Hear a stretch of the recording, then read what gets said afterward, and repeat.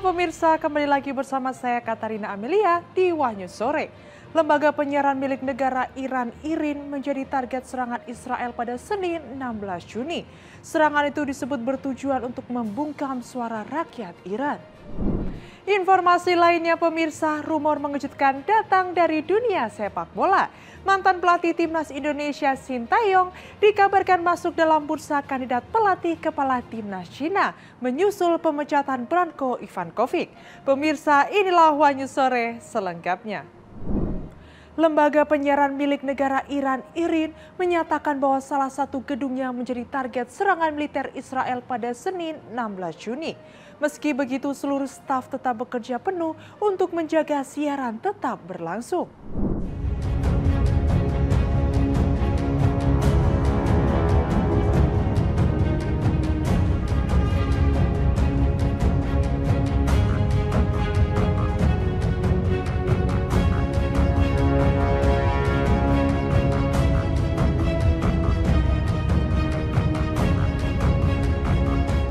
Lembaga penyiaran milik negara Iran IRIN menyatakan bahwa salah satu gedungnya menjadi target serangan militer Israel pada hari Senin.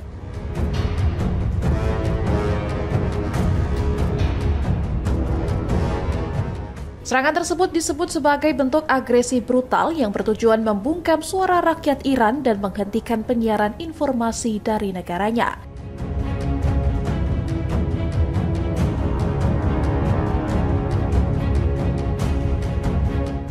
Meski menjadi sasaran serangan, IRIN memastikan siaran langsung tetap berjalan dan tidak mengalami gangguan yang berarti.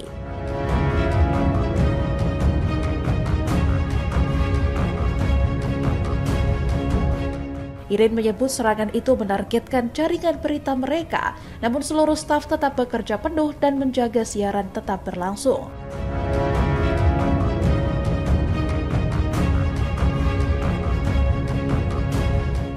Seorang reporter dari China Media Group, Li Shuangshi, menyatakan melihat asap besar membumbung dari arah gedung TV Iran.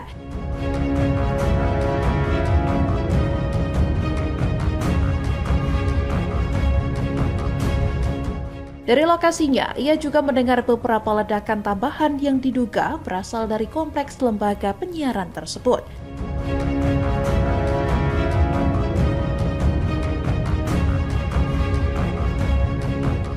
Sebelumnya, militer Israel telah mengumumkan akan menyerang distrik 3 Teheran, wilayah yang diketahui menjadi lokasi kantor pusat TV pemerintah Iran.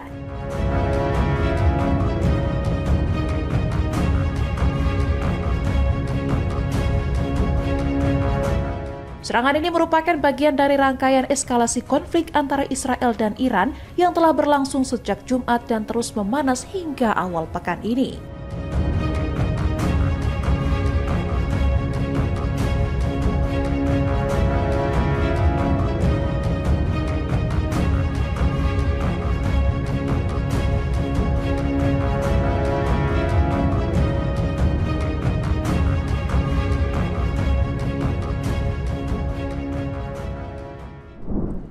Presiden Iran Masoud Pezeshkian mengatakan Iran akan mengambil tindakan lebih keras terhadap Israel jika tindakan permusuhan Israel berlanjut.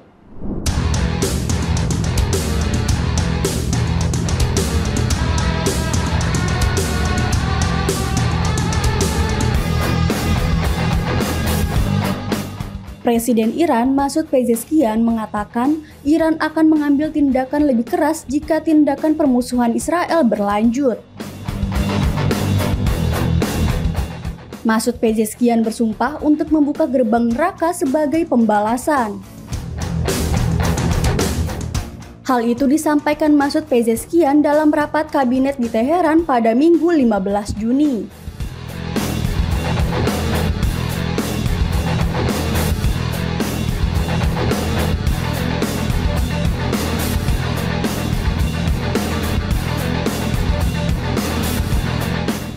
Pernyataan tersebut disampaikan setelah kedua belah pihak melancarkan serangan baru satu sama lain. Sebelumnya, Israel meluncurkan Operation Rising Lion dengan serangan mendadak pada Jumat 13 Juni.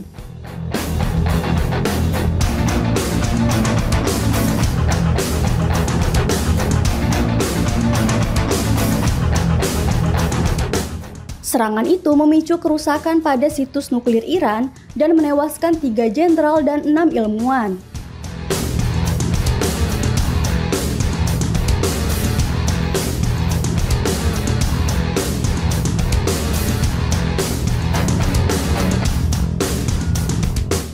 Iran belum meliris jumlah korban tewas secara lengkap, tetapi telah menyatakan sebanyak 78 orang tewas pada hari Jumat, dan puluhannya tewas sejak itu, termasuk dalam satu serangan yang menewaskan 60 orang pada hari Sabtu, di mana setengahnya anak-anak di sebuah blok apartemen 14 lantai yang rata dengan tanah di Teheran.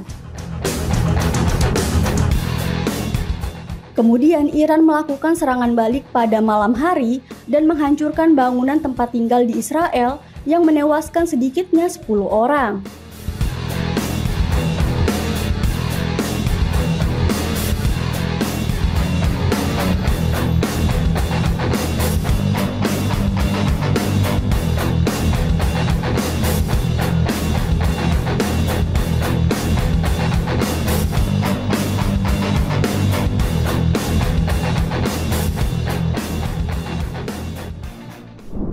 Sedikitnya 42 WNI yang melakukan perjalanan singkat terjebak di Israel karena eskalasi konflik bersenjata yang meningkat di Timur Tengah.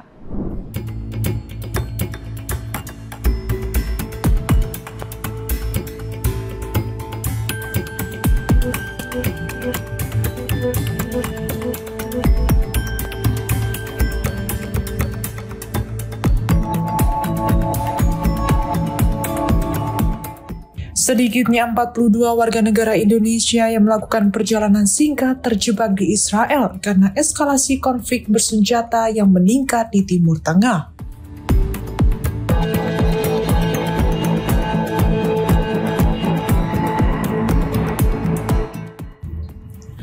Direktur Pelindungan Warga Negara Indonesia Kementerian Luar Negeri Republik Indonesia, Juda Nugraha mengatakan warga negara Indonesia tersebut terjebak karena penerbangan dihentikan.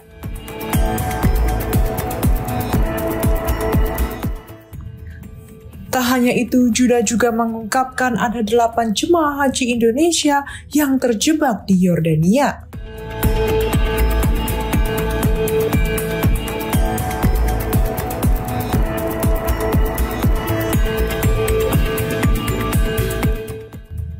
Lalu ada 2 warga negara Indonesia berziarah di Teheran juga tak bisa pulang ke Indonesia.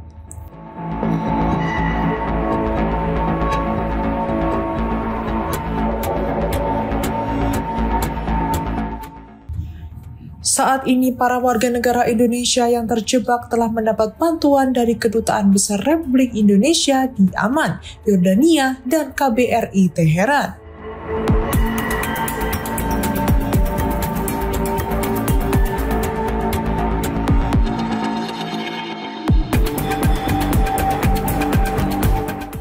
Selain warga negara Indonesia yang melakukan perjalanan singkat di Israel, Juda mengatakan ada 194 warga negara Indonesia yang bermukim di Israel.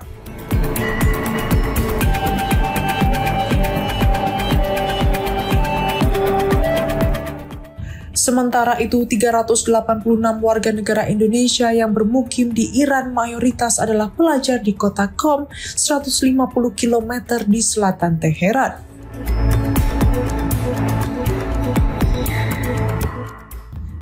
Juda menegaskan hingga saat ini tidak ada warga negara Indonesia yang menjadi korban akibat konflik di Timur Tengah.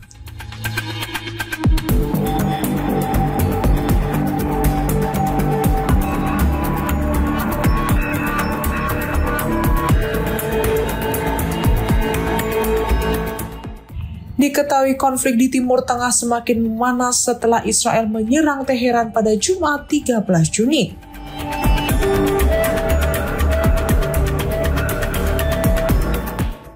Serangan itu menewaskan beberapa petinggi militer Iran. Iran kemudian membalas serangan Israel dengan menembakkan rudal ke kota Tel Aviv. Presiden Rusia Vladimir Putin dan Presiden Turki Recep Tayyip Erdogan melakukan komunikasi melalui telepon. Mereka menyerukan agar pertempuran antara Iran dan Israel segera diakhiri.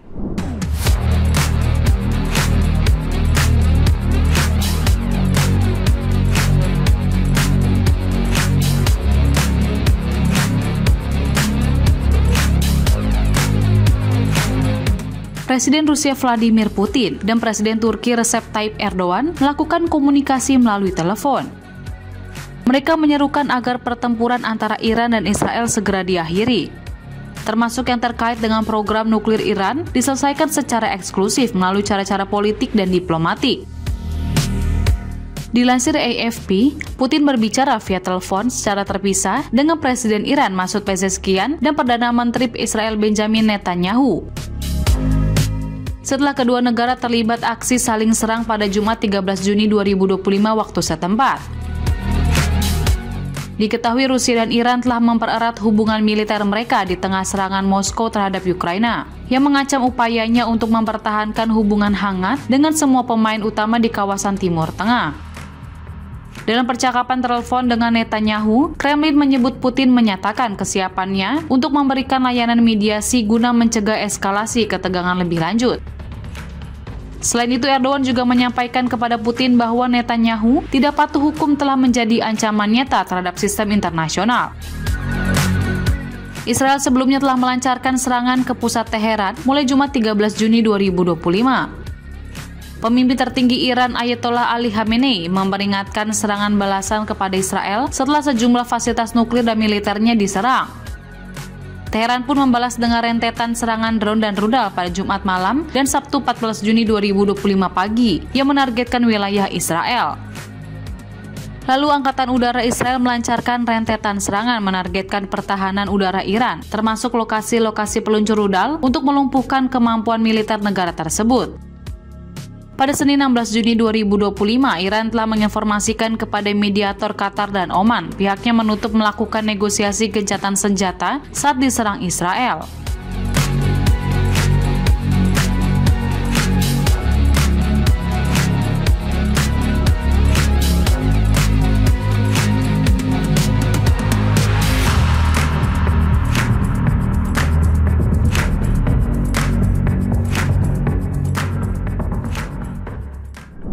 PT Pertamina Persero mengungkapkan adanya konflik antara Iran dan Israel belum memberikan efek apapun terhadap harga maupun pasokan impor minyak ke Indonesia.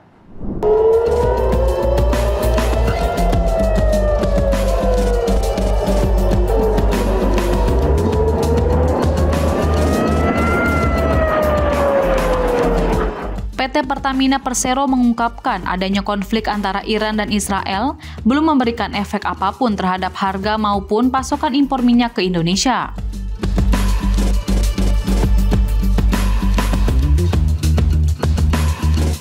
Namun Pertamina bakal melakukan mitigasi jika konflik semakin memanas.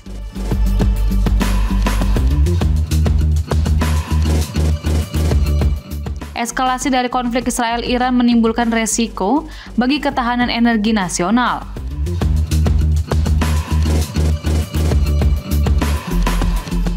Pasalnya, Indonesia sampai saat ini masih menjadi net importir minyak mentah untuk memenuhi kebutuhan nasional.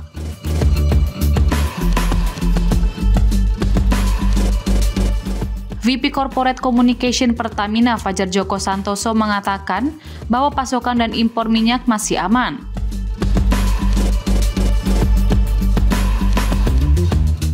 Perusahaan migas plat merah itu juga terus melakukan pengawasan terhadap situasi yang berlangsung.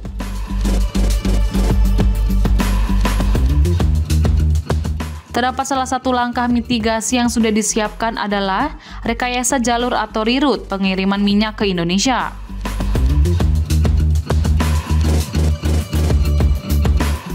Langkah ini menjadi bagian dari strategi menghadapi dampak konflik Israel-Iran terhadap rantai pasokan energi nasional. Fajar menyebut Pertamina juga memiliki opsi mencari sumber minyak dari negara lain yang lebih stabil secara geopolitik.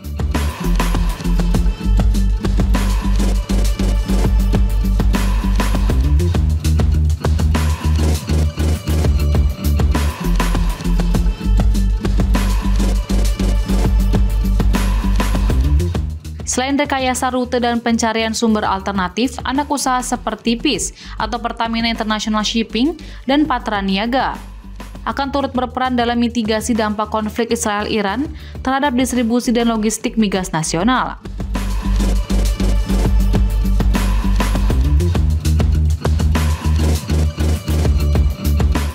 Konflik kedua negara tersebut sejauh ini belum berdampak langsung ke pasokan BBM nasional.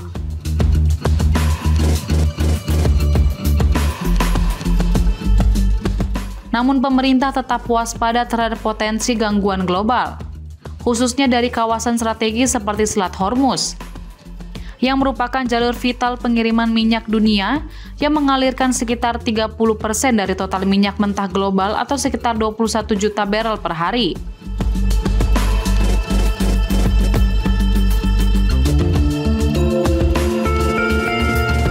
Pemerintah dan Pertamina sepakat bahwa perang atau ketegangan di Timur Tengah, terutama konflik Israel-Iran, bukan sekedar persoalan politik nasional, melainkan juga menyangkut keamanan energi nasional.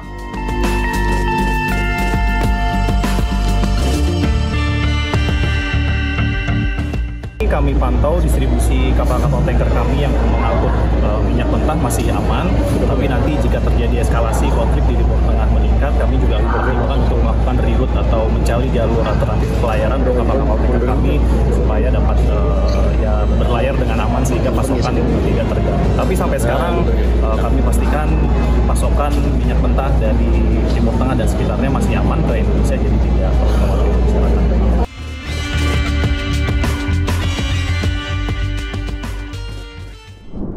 Aksi goyang tak senonoh trio Serigala di acara resmi pemerintahan Kabupaten Pati viral di media sosial dan memicu kontroversi publik.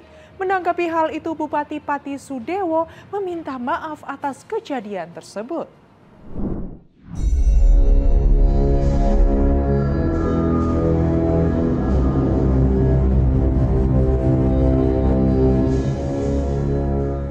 Inilah goyangan tak senonoh trio Serigala, grup dangdut yang terkenal dengan gaya panggung sensual yang menuai kecaman dari masyarakat.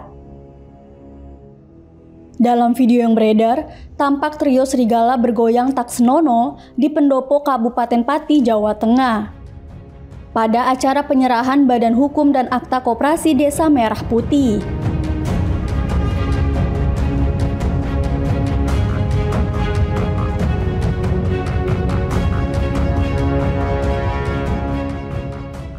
Menanggapi viralnya video tersebut, Bupati Pati Sudewo meminta maaf atas kejadian itu.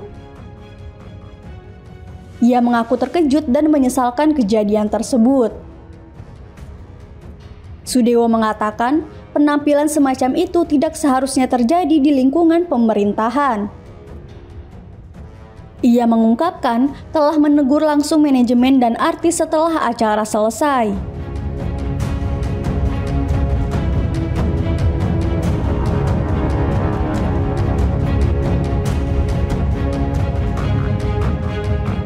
Ia juga berterima kasih kepada masyarakat atas kritik yang disampaikan. Sudewo berjanji akan melakukan evaluasi agar hal serupa tak terjadi ke depannya.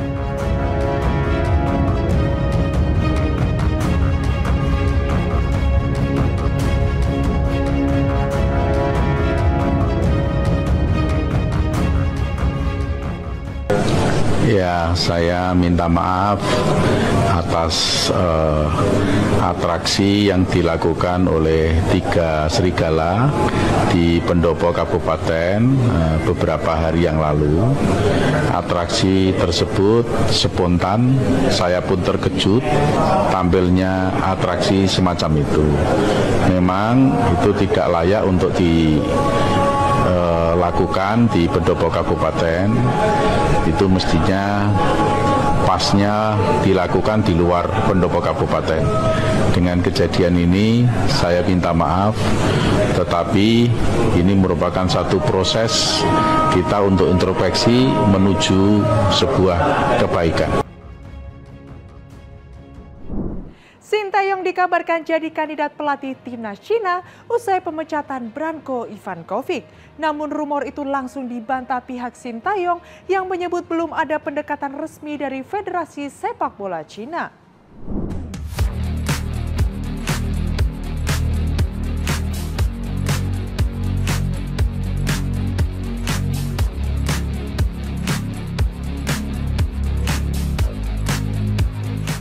Rumor mengejutkan datang dari dunia sepak bola Asia. Sintayong, mantan pelatih timnas Indonesia, dikabarkan masuk dalam bursa kandidat pelatih kepala timnas Cina, menyusul pemecatan Branko Ivankovic usai kegagalan negeri tirai bambu di babak ketiga kualifikasi Piala Dunia 2026 zona Asia. Kabar ini sontak memancing perhatian publik, sebab sepak bola Asia sangat mengenal rekam jejak impresif Sintayong selama 4 tahun menukangi skuad Garuda. Di bawah arahannya, timnas Indonesia mengalami peningkatan signifikan, baik secara taktik maupun mentalitas. Namun kabar tersebut langsung dibantah secara resmi oleh pihak Sintayong.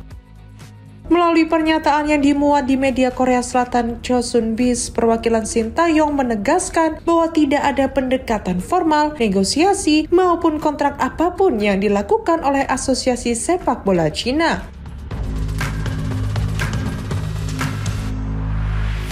Pernyataan ini dibuat sebagai respons atas laporan sejumlah media Asia Tenggara yang sebelumnya menyebut Sintayong sebagai calon kuat pelatih timnas senior Cina. Meski saat ini tak lagi menjabat sebagai pelatih Indonesia, Sintayong ternyata tidak sedang menganggur. Menurut perwakilannya, pelatih asal Korea Selatan itu kini tengah menjalani beberapa peran strategis di dunia sepak bola Korea. Walau rumor tersebut telah dibantah, spekulasi masih terus bergulir. Hal ini tak lepas dari tingginya reputasi Sintayong di mata publik sepak bola Asia. Tak sedikit yang meyakini jika tawaran resmi benar-benar datang dari negara sebesar Cina, Sintayong kemungkinan besar akan mempertimbangkannya dengan serius. Perwakilannya bahkan menambahkan bahwa bila Federasi Sepak Bola Cina menunjukkan itikat serius dan profesional, Sintayong tidak menutup kemungkinan untuk kembali ke panggung internasional, termasuk melatih tim nasional lain.